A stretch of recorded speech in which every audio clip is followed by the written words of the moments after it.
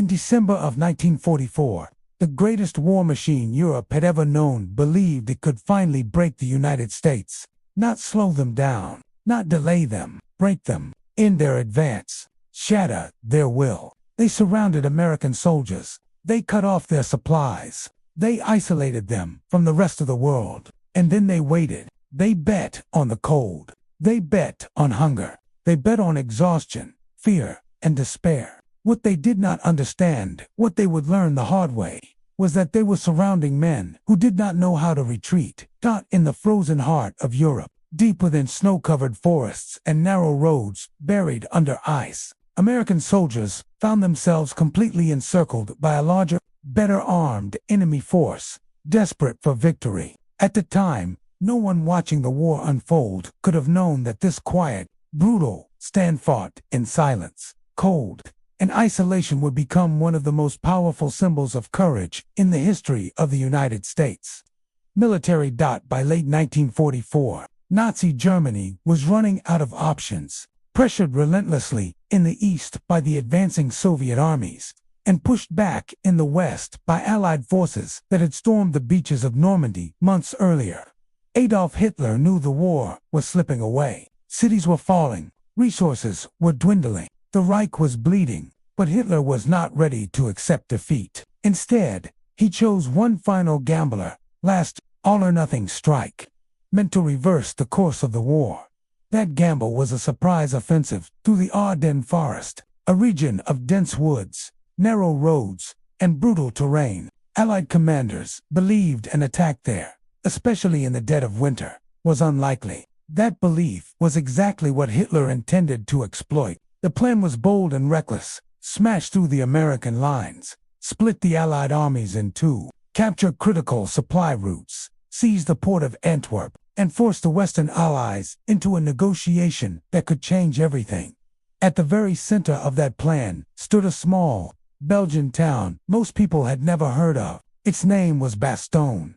Bastogne was not large. It had no grand landmarks, no great walls, no natural defenses. But what it did have was roads. 7 major roads converged there, connecting the entire region like the spokes of a wheel. Whoever controlled Bastogne controlled the movement of troops, tanks, fuel, and supplies. For the German offensive to succeed, Bastogne had to fall. To defend it, the United States rushed in the 101st Airborne Division. These were elite troops, paratroopers, who had jumped into darkness over Normandy and fought their way inland months earlier. But now, they were being thrown directly into one of the harshest environments imaginable. Many arrived without winter coats. Some had little ammunition. Others had no artillery support. There was no time to prepare, no time to dig in properly. They arrived, took positions, and braced themselves for what was coming. The German attack hit with overwhelming force. Armored columns pushed forward. Artillery thundered through the forests. Infantry advanced from every direction. Within days, the trap was complete. Bastogne was surrounded. Inside the town, the situation deteriorated rapidly. The Americans were cut off from the rest of the Allied front. Supplies stopped coming. Food grew scarce. Ammunition had to be rationed carefully, each bullet accounted for. Wounded soldiers filled makeshift hospitals set up in basements and churches. Medics worked endlessly as temperatures dropped far below freezing. Snow fell constantly, muffling explosions and footsteps alike, while the cold cut through boots, gloves, uniforms, and into bone. Every rational military assessment pointed to the same conclusion. The Americans were outnumbered, outgunned, isolated, surrounded. Resistance, by every logical measure, was suicide.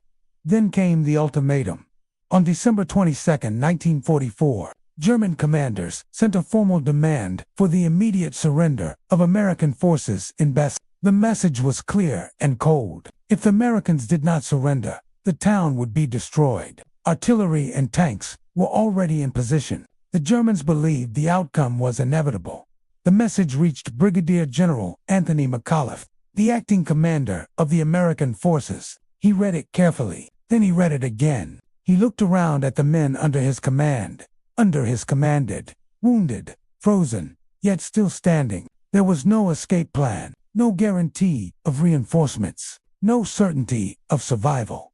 McAuliffe's response was not a speech. It was not dramatic. It was one word: nuts. That single word was delivered back to the German lines. Confused, German officers asked for clarification. The Americans explained. It meant no, absolutely not. There would be no surrender. That word spread through Bastogne like electricity. It wasn't bravado. It wasn't empty courage. It was resolve, a collective decision. Bastogne would not fall, not today, not tomorrow, not without a fight. Every street became a defensive line. Every building a soldiers fought despite frostbite, exhaustion, and wounds. Medics operated without anesthesia. Some wounded men refused evacuation, choosing to stay and fight. Messengers ran through shellfire to deliver orders. The resistance was not loud or theatrical, but it was unbreakable. The Germans attacked again and again. Tanks pushed forward. Infantry assaulted American positions in brutal close combat. Yet each time, they were pushed back. The Americans understood what was at stake. If Bastogne fell, the German offensive could regain momentum. The cost would be measured in thousands of lives across the Western Front. For days, the skies remained sealed by thick clouds. Allied aircraft could not reach Bastogne. No supplies, no reinforcements. Morale hung by a thread.